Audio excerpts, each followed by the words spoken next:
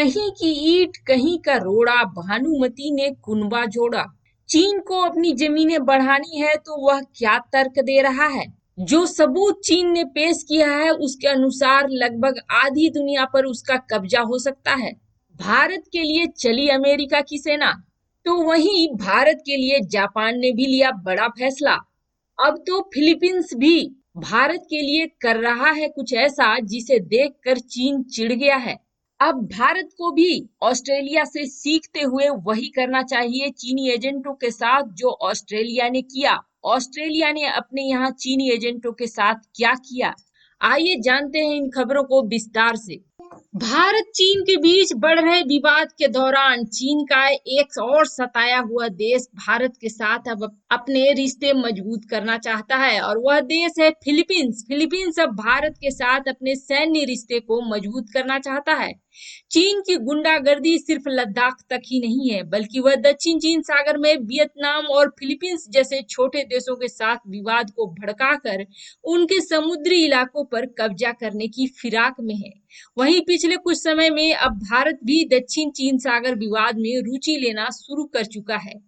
Bharat Philippines के साथ मिलकर इंडो पैसिफिक क्षेत्र में काम करना चाहता है। साथ ही साथ फिलीपींस भी उस विवादित क्षेत्र में भारत की एंट्री कराना चाहता है। इसके अलावा पिछले हफ्ते ही फिलीपींस के नेवी चीफ यह साफ कर चुके हैं कि वे भारत के साथ अपने संबंधों को बढ़ाना चाहते हैं। और आपको बता दें, इनकी टाइमिंग बहुत खास है क्योंकि पिछले महीने से ही भारत और चीन के बीच तनाव चल रहा है। भारत और चीन के बीच तनाव में भारत शुरू से आक्रामक रहा है। भारत ने लद्दाख में चीन में की एक भी नहीं चलने दी है। जिस प्रकार लद्दाख में भारत ने चीन को धूल चटाई है, उससे बेशक चीन की मार झेल रहे दक्षिण चीन सागर से सटे फिलीपींस और वियतनाम जैसे देशों को भारत की ओर आकर्षित होना ही था। इसके अलावा भारत ने भी फिलीपींस को लुभाने में कोई कसर नहीं छोड़ी है। पिछले हफ्ते ही भारत के प्रधानमंत्री नरेंद्र मोदी ने फिलीपींस के राष्ट्रपति रोड्रिगो डुटरेटे से फोन पर बातचीत की थी। इसके अलावा भारत की नेवी ने फिलीपींस की नेवी के प्रति बेहद सम्मान भरा आचरण अपनाया था। आपको बता दें, बाकी दुनिया के देशों के ही तरह कोरोना का बाद से फिलीपींस और चीन के बीच भी विवाद चल रहे हैं। इसी साल अप्रैल में दोनों देशों के बीच विवाद तब बढ़ गया जब चीन ने फिलीपींस के फेरी क्रॉस रीफ द्वीप पर अपना दावा ठोक दिया और उसे अपना प्रशासनिक केंद्र बता दिया। फिलीपींस ने इस द्वीप को कई सालों की मेहनत के बाद बनाया हुआ है, जिसे चीन हड़पना चाहता है। फिलीपींस ने तब चीन को चेतावनी देते हुए कहा था कि चीन को अंतर्राष्ट्रीय नियमों और फिलीपींस चीन के बीच 2002 की संधि का सम्मान करना चाहिए और किसी भी उकसावे भरे कदम को उठाने से परहेज करना चाहिए। इसके अलावा दोनों देशों के बीच दक्षिण चीन सागर में विवाद तो शुरू से ही है। ऐसे में फिलीपींस को एक ऐसे दोस्त की जरूरत है जो न सिर्फ इंडो पैसिफिक क्षेत्र में मजबूत पकड़ रखे, बल्कि वह चीन की हेकड़ी निकालने में भी सक्षम हो। भारत के अलावा इस पूरे क्षेत्र में ऐसा कोई देश नहीं है। यही कारण है कि फिलीपींस अब भारत के साथ अपने सैनिक संबंधों को मजबूत करना चाहता है। अगर भारत और फिलीपींस दोनों अपने साझेदारी को रणनीतिक साझेदारी में बदलते हैं तो भारत को इस देश में अपने सैन्य ठिकाने विकसित करने का मौका भी मिल जाएगा। ऐसा नहीं है कि इस समय चीन जो कर रहा है उसे पूरी दुनिया नहीं देख रही है। कोरोना का फायदा उठाने की वह हर कोशिश को अंजाम दे रहा है, लेकिन दुनिया भी आंख बंद करके नहीं है। इसका बड़ा उदाहरण है यूएनएचआरसी का अभी ताजा तरीन बयान। हांगकांग में प्रदर्शन के समय चीन बहुत बुरी तरीके से पेश आता है प्रदर्शनकारियों के साथ, यहाँ तक कि महिलाओं के साथ प्रताड़ना भी होती है।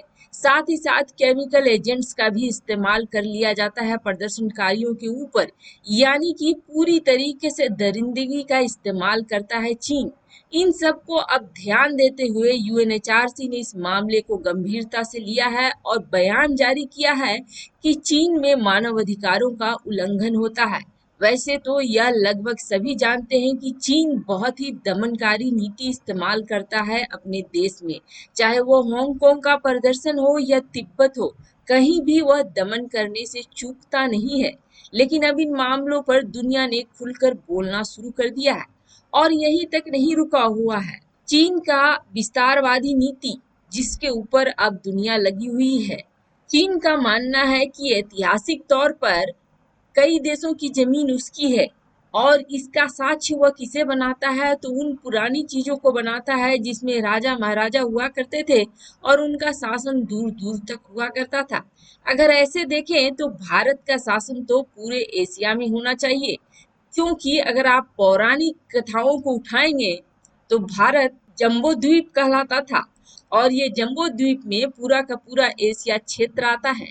ऐसे में तो भारत को भी चाहिए कि वह सबकी जमीनों पर अपना दावा ठोके, लेकिन चीन को समझाने का कोई फायदा नहीं है। चीन को तो एक बहाना चाहिए अपनी जमीनों को बढ़ाने के लिए। लेकिन अब इसके लिए अमेरिका ने कर ली है बड़ी तैयारी। अमेरिका ने साफ साफ कहा है कि भारत के लिए वह अपनी सेना और साजो सामान लेकर पहुंच गया है।